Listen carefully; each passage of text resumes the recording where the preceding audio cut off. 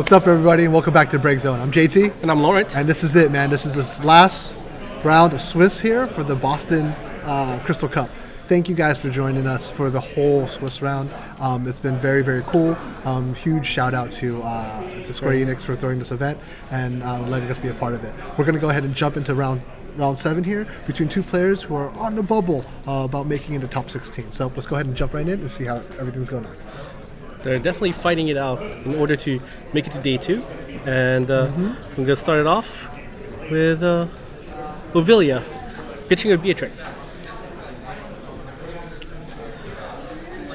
They're playing some very interesting decks, actually. I mean, yeah, you will see it play it out.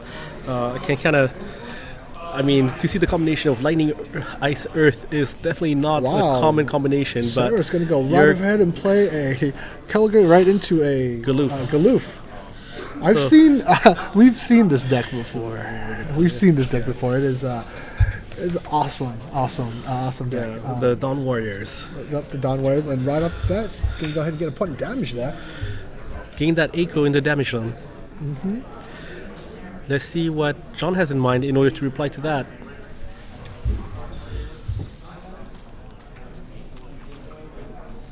Oh, pitching Chaos Walker to play into a Chaos here. One Chaos for another. Doling down Ovilia, and let's see what he's going to do with that. Pitching 2 cards. Playing the Water Cecil. Haven't seen that in a while. The 5-drop Cecil that forces you to target it with all summons and abilities. All summon abilities must target that Cecil. So, really interesting deck. I actually think Sarah is going to play the no backup game, and let's see how she pulls it off. She's going to go ahead and swing, and John's going to go ahead and take that. Ooh, Chaos Walker of the Wheel. He's going to go ahead and target Kelger. And she's going to be that point of damage. Kelger goes to break, and she's able to play a forward from her hand without paying for it. She's deciding which one she wants to play. She's probably going to play Vayne. She's going to go ahead and Vayne comes out. That Cecil. So that Cecil's going to go ahead and get doled down, and it won't activate.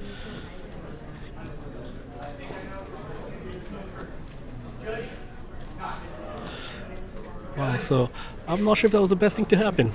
Yeah, I actually think that Vayne is more fortuitous for Sarah here. Now, Cecil's, he's going to attract all the abilities and summons from Sarah, but he is no longer going to be an active blocker. Correct. And here comes the Emperor. Jeebus, that's like the combo you don't want to see. On the other hand, no activation and everything must target Cecil. So your summons, if you were going to try to use them to give a boost to your forwards, is no longer going to be effective. This is an interesting match. I'm really wondering if Sarah's going to continue being hyper aggressive, because it looks like she's playing a deck that doesn't build any backups. I mean, I look at the deck list, I could tell you for sure there are 0 backups in here. Right. And we've seen a variant of this deck before, and it does very well, actually. Oh, she did not attack. Normally, as a no backup deck player, you want to stay very aggressive. Going long game where your opponent is building up backups is actually going to put you at disadvantage. Exactly. While you are paying full price with your to continue to press. Let's see if John was able to stabilize with that Emperor. Emperor's not too big of a deal. I don't see Sarah playing a whole lot of activated abilities here. She's going to play right into a Steiner. The Steiner does not. He does trigger 3 damage or more. So he gets to draw a card. So technically it was a 2-drop AK, which is very good. Right. And let's see if he wants to play anything else this turn. So, what do you think about the whole? That is a Porum. Gonna go ahead and draw some cards and look at the top 3. Yep. And pick one and 2 goes to the bottom. Yep. Wow, that is things change quickly. Out there. But Sarah's deck. I mean, she has a lot of cards in her hand. She should have quite a few She should options have actually. A few options here. So let's see what she's going to go ahead and do. What do you think? If Emperor were to attack, would you block with Vayne and let the Cecil reactivate, or would you want to just take it out? Well, it depends. I don't see a whole lot of activated abilities because there's not a lot of resources for her to use those. Correct. Right? So I think the Emperor right now is actually a non-factor. She does run the Gilgamesh package. So right. So let's see what she's doing. She's going to go ahead and swing. Gets another point of damage in. Oh, wow. With the Yuna, oh, that is tough. That is going to set her back quite a bit, actually. Yeah. She's going to need to continue to play. Let's see if she can... Oh, it looks like she has options. She's got a lot of options here. Actually, she can play her combo again. Does she have a Kelger? It looks... I believe she does. Ooh. She could definitely play her combo, like, right now. Let's see what she does. She's got a lot of cards, though. Hey, when you return enough cards to your opponent's hand, that's definitely going to happen. She's got a lot of options here. Right, so there goes 3. 3 into that. Kelger into Zarat. Yeah. Wow. And those are... It's going to be bigger than anything that John has right now. So John draws his 2 cards.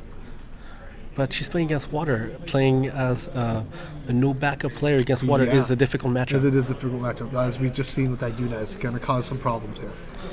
Yeah. Let me take a look.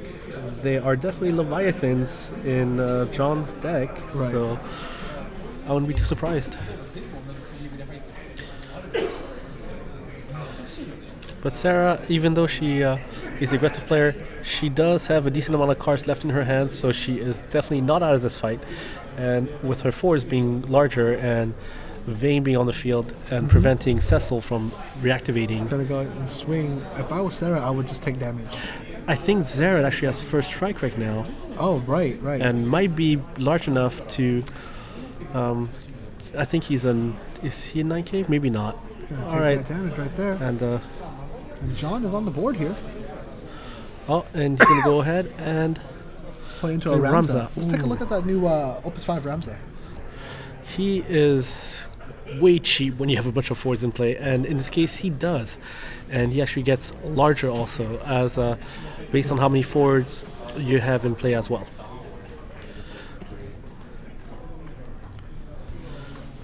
So right now it looks like he is a, let's see, 10K? Yes. That means he also gets the haste. He gets a haste, and when he attacks, he chooses a forward of cost 3 or less opponent and breaks it. Sarah controls no 4s of cost 3 or less at the moment, so that is not going to be an effective ability against her. But the fact that he's a 10K forward might be a problem. Right now, you almost wish that Vayne would come back to your hand and come right back. And he's going to block. Oh! Wow! Doling the Ramza means that he's not going to reactivate. He's not going to be able to reactivate. That Vayne is really starting to kick in right now. That Vayne is putting some work, man. Yeah. It's very effective. Yes. Oh, wow. Okay. That is a good play over here by Sarah. Let's see what she's going to do. I believe her 4s are all larger than her opponents. Mm-hmm. So she needs to really be aggressive here if she wants to press this advantage. And don't attack with Vayne. That Vayne needs to stick around. That Vayne is single-handedly... That Vayne is holding off a couple of key forwards here. Alright. Definitely an interesting match here. It's always nice to see some of these decks, especially like this hyper aggressive combo deck is always really fun and exciting to see, and she's pulling it off.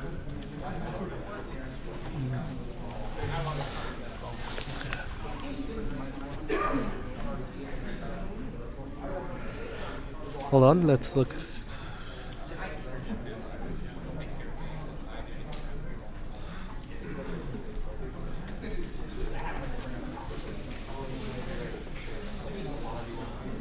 So it looks like there's been a bit of a misplay here. That Kate Sith coming in is unable to target Ramza. It has to target Cecil. So Ramza cannot be doled because even though Cecil is dole, you can still dole a dole forward. So Kate Sith has to target Cecil. We're making that correction right now. It looks like players are rewinding back to what they were doing. And that Ramza is not dole. Still active. Still active.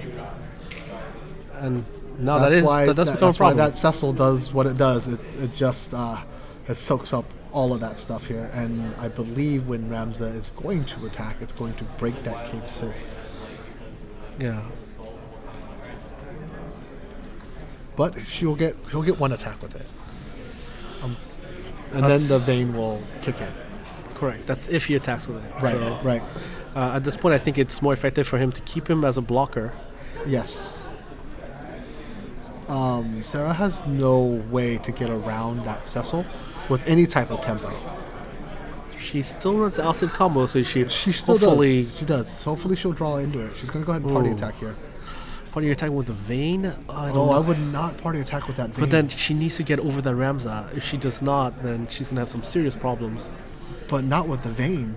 The Vayne is... If you break Ramza, Vayne is only really holding back Cecil. That's true. And Cecil is not her biggest issue at the moment. Ramza clearly is. I believe that Zerad has Brave, so he does not need to duel in order to attack. And he's choosing to block with Ramza. And he's going to go ahead and crush that Vayne. So that on his turn, he'll be able to reactivate Cecil.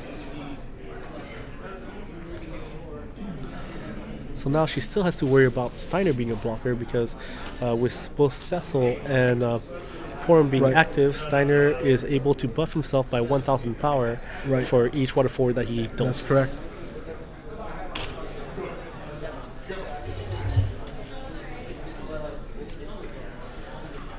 That Cecil is really going to give her problems now. I mean, even if she were to draw into her outside combo, she would be forced to target the Cecil. And with Emperor in play, even if she were to draw the Gilgamesh package, the strongest sword would have to target the Cecil as well. Exactly. Cecil is just... and brings in the Waka here. Things just got a little more troublesome at this point. With everything getting a plus 1,000 power boost, Steiner is effectively 9k and can become up to 11k if he were to duel, if John were to duel Porum or Cecil to give him the power boosts.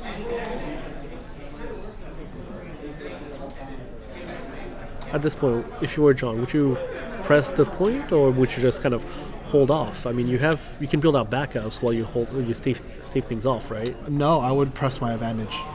Okay. It looks like that's exactly what he's doing. All right, with Steiner coming in, she has to worry about Steiner being up to 12 or 11k. Goes ahead and blocks with K Sith and moves to her turn.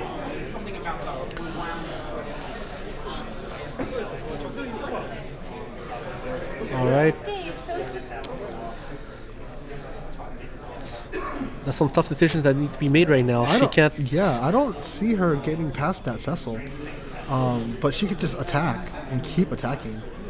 But she doesn't have the cards to continue playing what's in her hand. I mean, luckily enough for now, John does not have a midway play. Otherwise, it would nullify her chance of using an outset to be able to get through.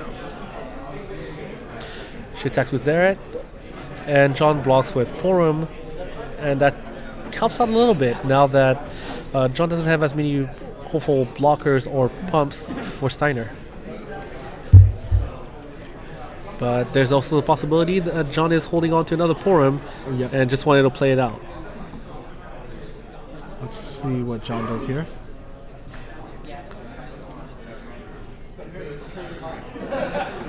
Well, she's actually fighting back on some of the board control here. Going to pitch Steiner to play into a Refia. Oh, that is really going to hurt. Yeah, I mean, Refia's going to really... Let's take a look at Refia because she's going to really put a huge strain on Sarah's particular deck. I mean, be able to bounce back forwards to her hand, and even just the fact that Refia is giving a plus 1,000 power boost to all water forwards. Exactly. Is going to be problematic. Let's see if Sarah can do anything here. Hopefully, it looks like she has X Death, and she might be able to X Death into a Fleeting Flash. Let me think. Right now, blocker Refia. Refia's 8K. Yeah, Fleeting Flash with X Death would be pretty good. Yeah, I think that's going to be the best play for her right now. She's going to need to Fleeting Flash into X Death. X Death into Fleeting Flash, drop her hand, and display it.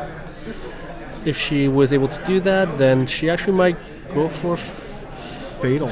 Does she go for Fatal? Let me think. 1, 2, 3. Block with. She can just swing right away. Yeah. Oh, well, I mean, Fleeting Flash is going to be 9K, I think. Yeah. At that. Actually, no. Fleeting Flash needs another.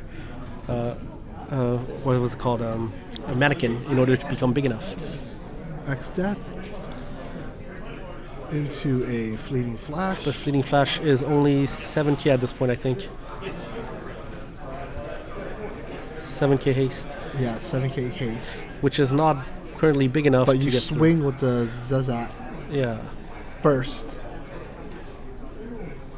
You got to keep swinging, even if you overextend, because that's how you're gonna put pressure on John here. You definitely don't want John to.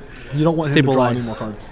Correct. Or like get any more forwards out on the board. Or use his Refia's ability to return forwards to her hand. Yes, exactly. She's paying a lot of cards, so she needs to swing and swing now. Yeah. Otherwise, she's going to be putting herself further and further behind. Exactly. So it looks like she's going to. Looks like she's trying to figure out the order of which she wants to go ahead and attack. So this turn she should be able to attack with technically 2, unless she's willing to. Oh, she attacks with the Fleeting Flash first. Okay. Oh. It's gonna Belias. Oh, giving Refia first strike. Meaning that Refia technically takes no damage right now. Wow. And that's going to give her problems. I think she was trying to do incremental damage to Refia to get through. Oh, now Refia has first strike, and that's going to stop her entire. Refia 8K, I think. She's got Refia's 8K, and I think Kelgar. I'll forget about Zera. I think Zera might be big enough to get through.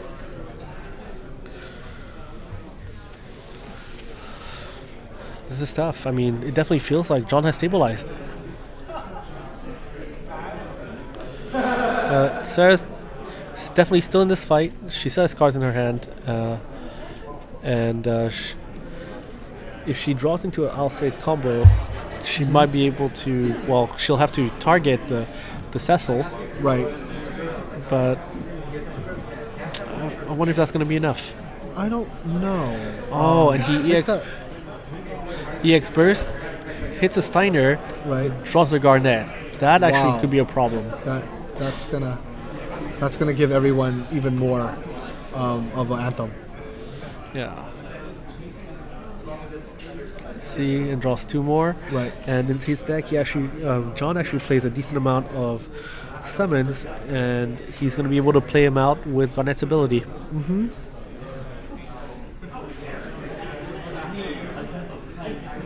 Wow, that Belias really changed that entire turn. She's gonna help. Hopefully, there's something there that can help her. No help with that Gilgamesh yet. He has to be very careful about not overextending. Oh, looks like he's gonna pass his turn. The Steiner staying active on his own is gonna be quite problematic. Mm-hmm. Even if she wanted to try to get rid of the Steiner, she must get rid of the Cecil first, as it's his ability to force you to target him before anything else. Get her cards. Unite, K-Sith. She's in a difficult situation. But It's definitely not over yet.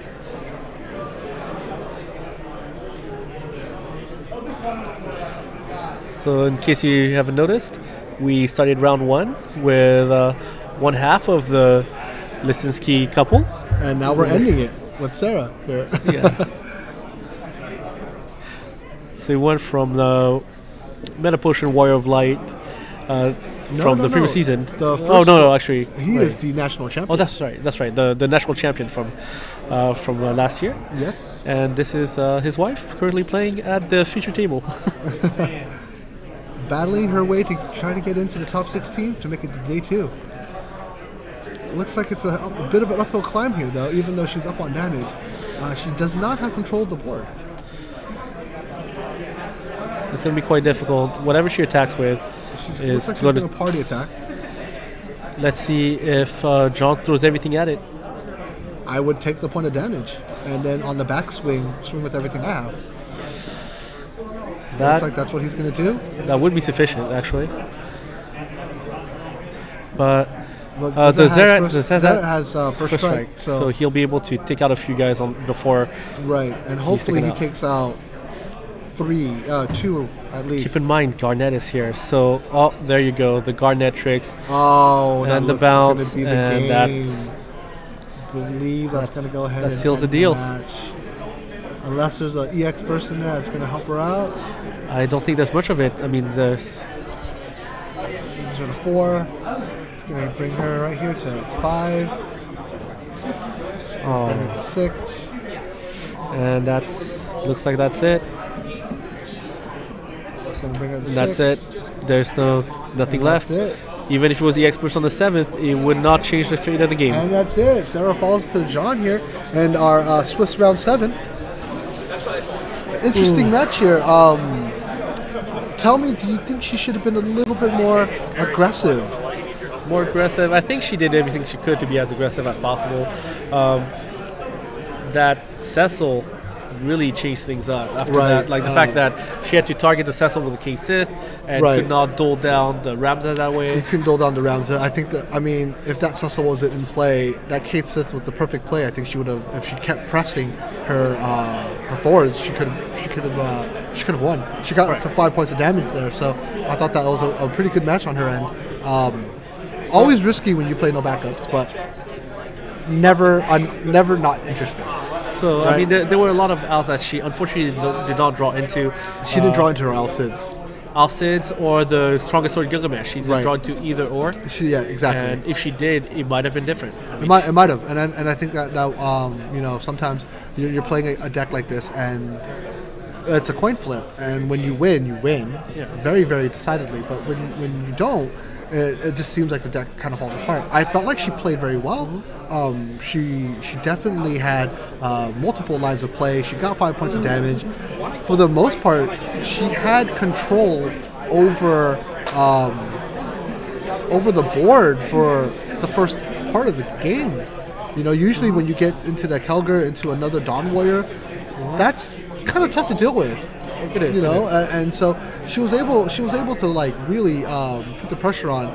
Just the water is so efficient and there's so much bounce, and I think the natural enemy to this type of deck is bouncing. Correct. The all-in deck where you play no backups. Right. Your worst enemy is bounce. Yeah, and she hit the EX Yuna, and then she got hit with another Leviathan, and that is just brutal. Because you're pitching so many cards, right, to play this. And John came back with the Steiner, which was a pretty big play. Right. On top of the fact that he hit another Steiner off of EX Burst, which drew his Garnet. Right. Which just made it so much more difficult overall for Sarah to come back. So, just overall a difficult matchup for Sarah, just because of the inherent bouncing abilities that water comes with it. So, and I mean the consistency of monocolor decks such as Mono Water, and the fact that he also played Porum and hit a couple EX bursts, that made the difference. Right. I mean, the consistency sometimes of mono decks versus something as aggressive as a combo deck such as this one, the all-in no backup deck, and consistency came out on top today. Right, and it usually does. So that's it for us today. We are done, and that's it for the round 7 Swiss. So, thank you guys and girls, everybody, for joining us today at the BreakZone while we give you live coverage of the Square Enix Boston Crystal Cup as all of these players fight and battle to try to get a bid to the North American National Championships. This is the first big event with Opus 5. We hope that we've been, helpful in helping all of our viewers understand the interactions between the new Opus 5 cards and the rest of the cards out and the meta as it stands here in Boston. Once again, we appreciate all the support that everyone has shown us, and we're happy to meet all the people here. So thank you again to Square Enix for throwing an amazing event. We will catch you guys tomorrow while we give you the top 16. Yep. Top 16 is going to be a best of 3, and we're going to see who's going to be crowned the first Crystal Cup in North America as we march on our roads to nationals. Once again, welcome to the BreakZone. My name is JT. And I'm Laurent. And we will catch you guys tomorrow, so stay tuned.